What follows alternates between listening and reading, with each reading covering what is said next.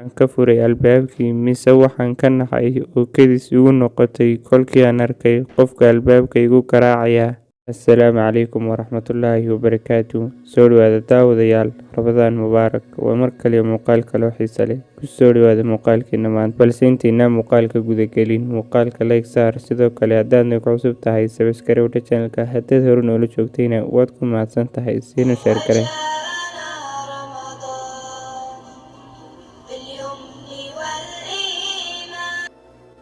Qisadeena maanta waxay ka hadlaysaa qisadii dhex martay Imaamu Shaafici iyo ardaygiisii Yuunus bin Cabdilaclaa. Qisaduna waxay u dhacaysaa sida tan. Yuunus bin Cabdilaclaa oo ka mid ahaa ardaydii Imaamu Shaafici ayaa waxaa dhex martay oo ay ku murmeen hal masalo isaga iyo sheekhiisii Shaafici iyadoo xalqadii darsiga la fadhiyo. Kadib waxaa cadhooday oo xalqadii isaga kacay Yuunus. Waxaanu aaday gurigiisii. Yuunus oo ka warramaya qisadaas ayaa waxa uu yidhi, maalinkaas aan ka cadhooday xalqadda kana habeenkeedii ayaa anigoo guriga jooga xilli dambe qof igu soo garaacay albaabka. Qofkii ayaan weydiiyey waa kuma, markaasuu igu jawaabay qofkii albaabka garaacayay waa Maxamed ibn Idriis. Waxaan ka fikiray oo maskaxdeeda ku soo dhacay in allaaliintii la odhan jiray magaca Maxamed ibn Idriis marka laga reebo Imaamu Shaafici, waayo marnaba ma filayn sheekhayga oo weliba maanta aanu kala cadhoonnay inuu xilligan iigu iman doono gurigayga. Waxaan ka furay albaabkii mise waxaan ka naxay oo kedis igu noqotay kolkii aan arkay qofka albaabka igu garaacaya inuu yahay Imaamu Shaafici. Shaafici ayaa ila hadlay markaa isagoo ii caqli celinaya, wuxuuna igu yidhi, Yuunisow, waxayna kulmiyaa boqolaal masalo, waxaanan isku khilaafsanahay keliya hal masalo. Yuunisow, ha isku dayin mar walba inaad heshid ama ay adiga ku raacdo gacan sarraynta doodu, waayo inaad kasbatid ama aad hanatid qalbiga qofka kula doodaya ayaa mararka qaar ka qiimo badan kana qaalisan. Yuunisow, weligaa ha dumin, hana baabi'in dariiqii jidkii aad soo martay. Laga yaabaa inaad maalinun u baahatid inaad dib u soo marteen. Yuunisow, weligaa gafka nacbow, laakiin marnaba ha nicin qofkii gafka sameeyey. Xumaanta ka nacbow qalbigaaga oo dhan, laakiin saamax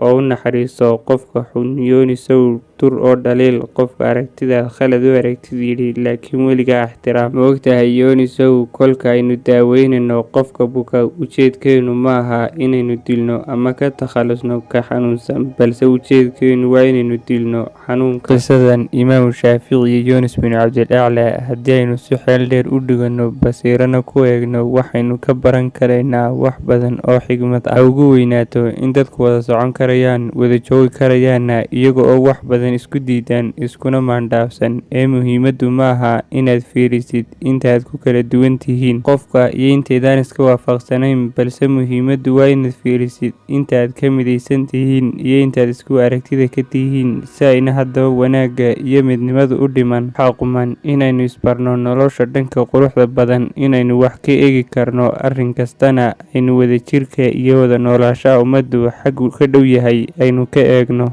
Daawade, waad ku mahadsantahay haddii aad soo gaadhay ilaa dhammaadka muuqaalka like saar. Sidoo kale haddii aad nagu cusub tahay, subscribe dheh channelka, siina share garee. Wassalaamu calaykum.